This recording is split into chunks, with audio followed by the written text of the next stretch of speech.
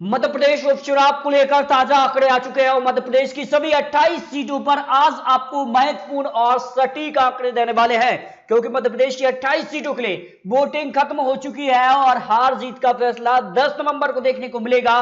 लेकिन इससे पहले क्या कुछ आंकड़े यहां पर निकल के सामने आ रहे हैं, सभी 28 सीटों की आपको जानकारी देंगे, क्योंकि 28 सीटों पर वोटिंग खत्म हो चुकी है। यह भी बड़ी खबर यहां पर निकल कर आ रही है। ज्योतिरादित्य सिंधिया ग्वालियर डबरा विधानसभा सीट पर भी जिस प्रकार से हमलावर रहे थे और अपनी जबान पिछली थी, उससे कितना नुकसान बीजेपी को हो सकता है, यह भी अब आंकड़े निकल कर सामने आ रहे हैं। मध्य प्रदेश की 28 सीटों में से अगर बात करें तो ग्वालियर चंबल में सबसे ज्यादा 16 सीटों पर उपचुनाव था और उपचुनाव के लिए वोटिंग परसेंटेज यहां पर कम देखने को मिली है और इसका फायदा कांग्रेस को मिल सकता है। ये बड़े एक्सपर्ट मानते हैं कि बंपर वोटिंग जहां हो जाती है तो कहीं ना कहीं सत्ता पक्ष को इसका फायदा मिलता है और जानकार मानते हैं कि उपचुनाव के परिणाम सत्ता पक्ष में हमेशा आते रहे हैं। चाहे कर्नाटक के आपको रिजल्ट की बात करें या पर हाल ही में जो उपचुनाव 2019 में हुए थे, उसमें भी जो है कहीं ना कहीं सत्ता पक्ष को फायदा मिलता है उपचुनाव के लिए, इससे बीजेपी को फायदा हो सकता है। लेकिन मतदान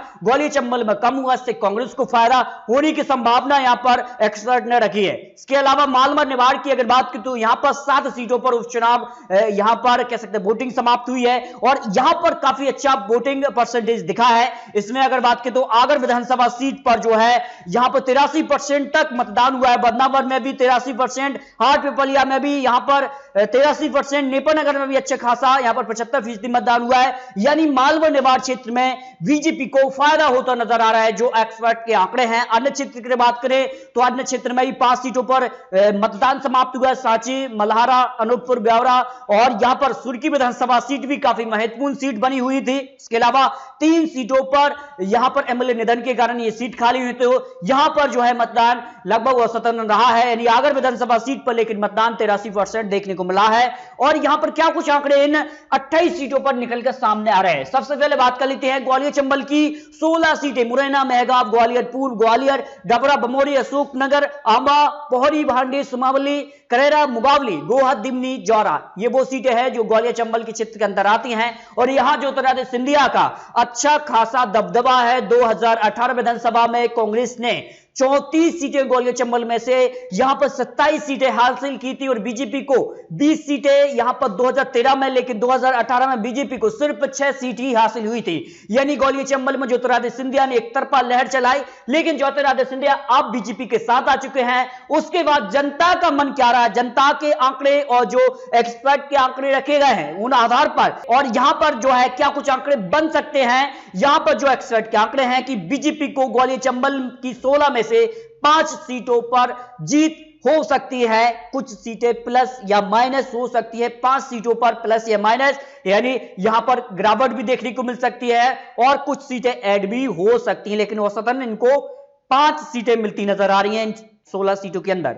भाई कांग्रेस की बात की तो यहां पर कांग्रेस को प्लस यहां पर 9 या माइनस सीटें हो सकती हैं, जिस कार का परफॉर्मेंस रहा था 2018 के मुकाबले, लेकिन 2020 में कई गद्दावर नेता जो हैं वो बीजेपी में जा चुके। इस कारण से कांग्रेस को यहां पर कुछ सीटों पर नुकसान है और कुछ ऐसी सीटें भी रही हैं कांग्रेस के लिए जो बीएसपी के बड़े नेताओं को उन्होंने टिकट दिया है और बीएसपी के कैंडिडेट को अपना कैंडिडेट माना, इस कारण से जनता बिखर गई है। जनता का वोट जो था वो बिखर गया था, ये माना जा रहा है यहां पर जो खबर है। इसके अलावा बहुजन समाजवादी को 2 सीटों पर जीत मिल सकती है।